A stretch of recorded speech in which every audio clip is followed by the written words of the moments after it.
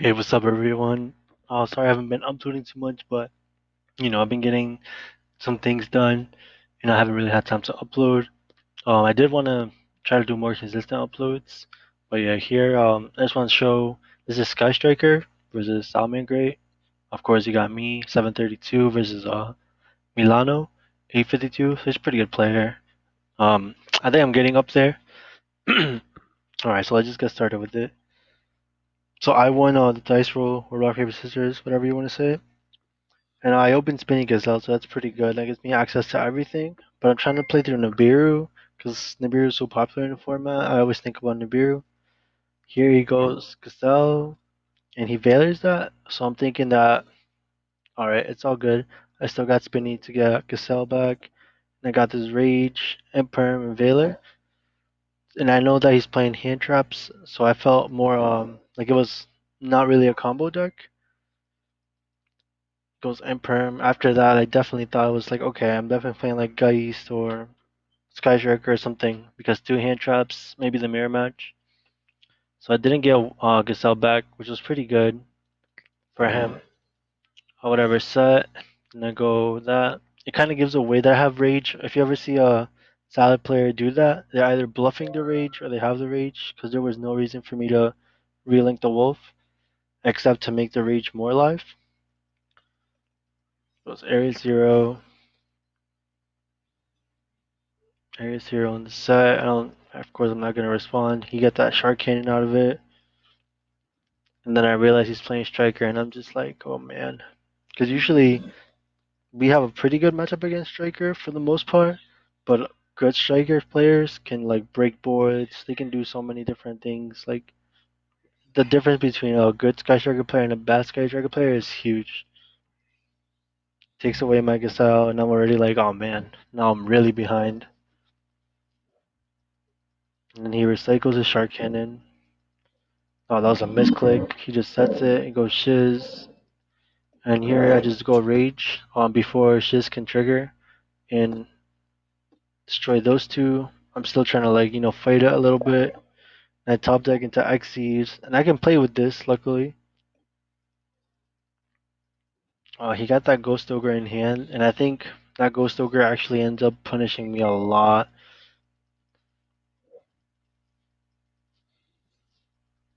Cause here I'm trying to play through Nib, so I just attack,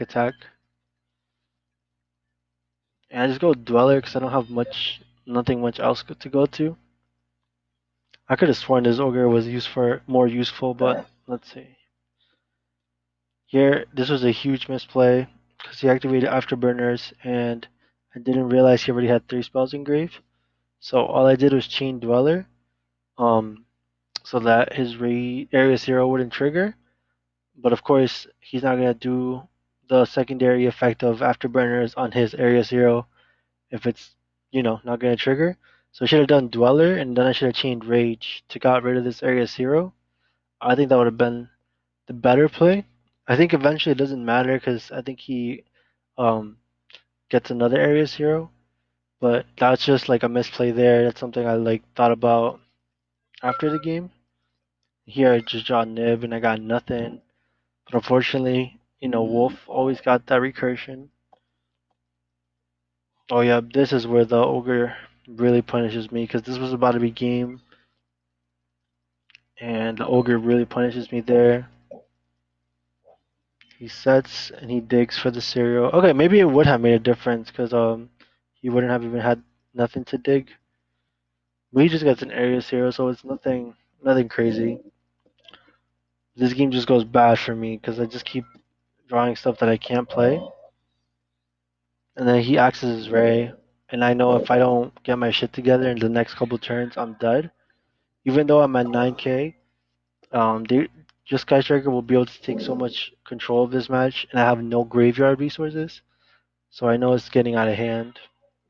And he plays to Nib pretty well. He only summons 4 times, but that's normal for strikers. They don't really play into Nib.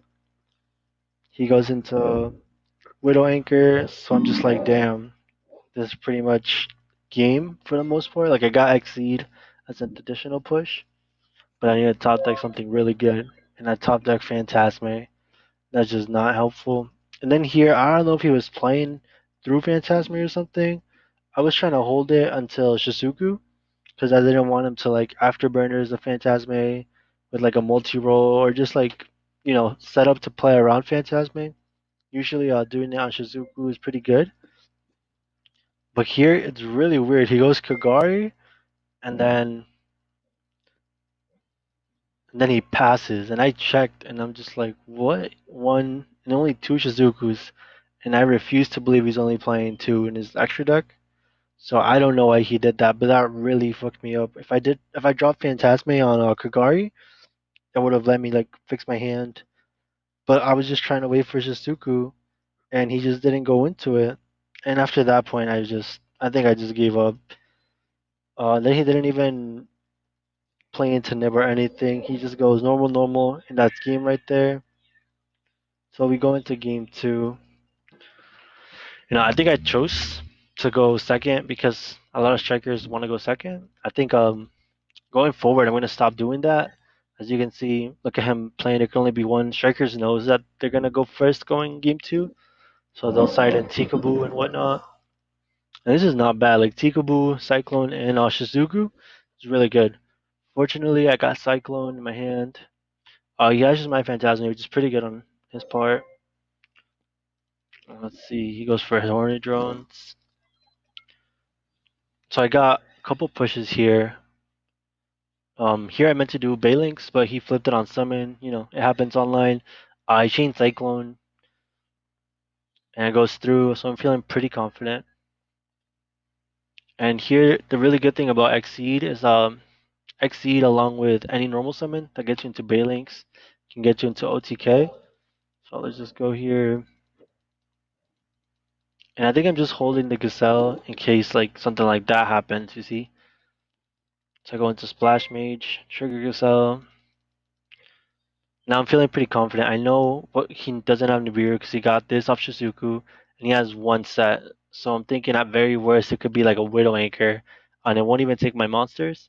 So now that I know that everything is safe, I know that the only thing I got to worry about is Ray. That's when you could play the best. You can just set up your board to whatever you think is best. I send Roy here so I can set it easily. You'll see here. Go Falco, Falco for Gazelle. Then I bring this back with a Splash Mage's effect. And I just went into Lingering just for the additional attribute. I go Talker here, and I go Access Code. And usually, yeah, exactly. They'll go do that. So if you didn't see that real quick, Striker players are always kind of the access code, so you can't kill them for game. Well, that's usually why I don't use update because kind of the thing. So I usually don't really care about update. I just went for the Lingeribo so I can have more ways to pop them. And here I go Falco into Balinks. Watch out, we'll see. Then I relink the Balinks so I can set that roar that I sent from Gazelle. So now I got access code, I got a negate from Balinks, and I got this Gozen match.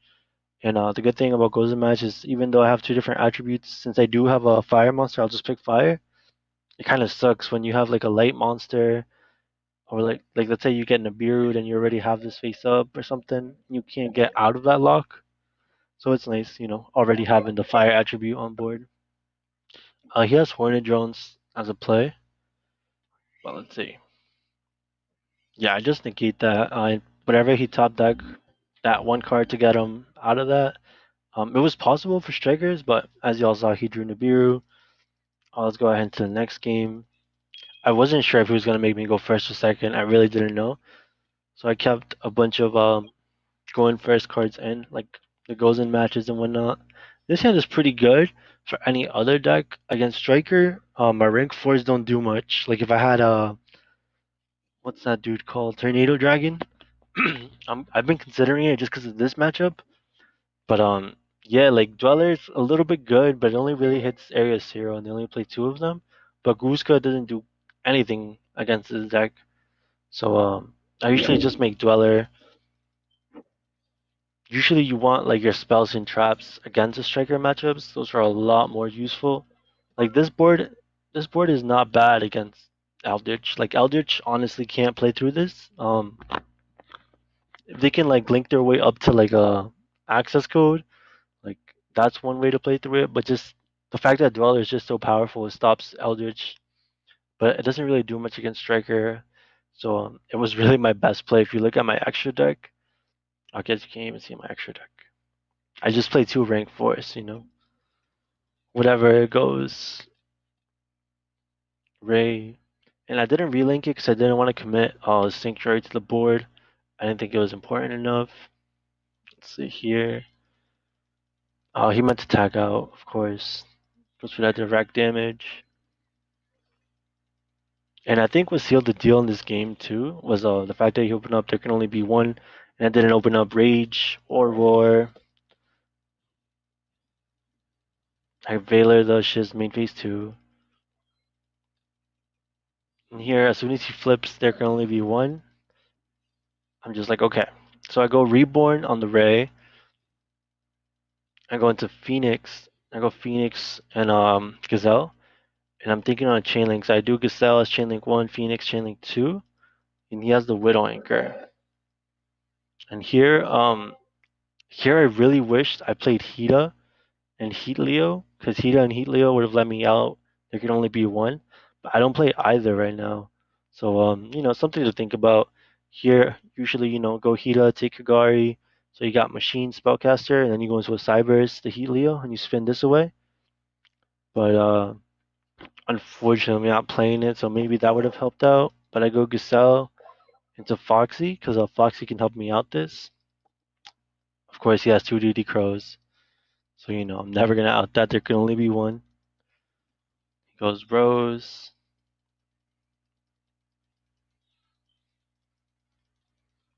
And here I think he was just trying to clear his there can only be one, but he put himself in a really bad position. I go Foxy. I'm thinking I'm doing good. I'm about to kill him. I'm about to get rid of this. But of course, he crows my Foxy. I just attack. And right here is just a matter of can I out this or can he get to Ray? And of course, he goes Desires, draws into Sharkin and Desires, goes Valor, and you already know what this is going to do. He cyclones his own. There can only be one. Which at first I was like, why is he going into the Celine play? He's not able to resolve it, but you know he had that cyclone for his own spell and trap. Pretty smart. And you already know what should be happening. Access code at 53, and that triggers Rose's effect when access code pops it. So I ended up losing the game, but I thought it was a really good match. I thought it was, the guy played very well. I thought I played well. Maybe that game one could have played a little bit better. And I'm thinking about Heat Leo and Hita, but it doesn't come up a lot for me. But I did just want to bring you guys this match. Thank y'all for watching. And if you guys like this type of content, I've been getting some feedback that you guys like the commentary. So I'll try to do more. Maybe sometimes I'll watch other people's duels. But if y'all like that type of content, the DB grinder has a lot of the content. He's the one that actually made me want to like commentate over duels. Because the way he talks about the duels, he's very smart with a lot of decks, and he actually teaches you a lot of things that you wouldn't know, or that you previously didn't know. So I just wanted to like show my duels because I feel like I can speak very well on why I do the plays I do with Salamangreat, like sending Foxy there for that there can only be one, just so I can try to out it. Little things like that, and of course I like to look back on my misplays and call myself out on it, and let you guys know like what I did wrong, what I could have done. So hopefully y'all will learn from my misplays. And yeah, thank y'all for watching. Be sure to hit that like button. Let me know down below what y'all think. Any questions, comment, concerns, let me know. I read them all. And subscribe to my channel for more content. Peace.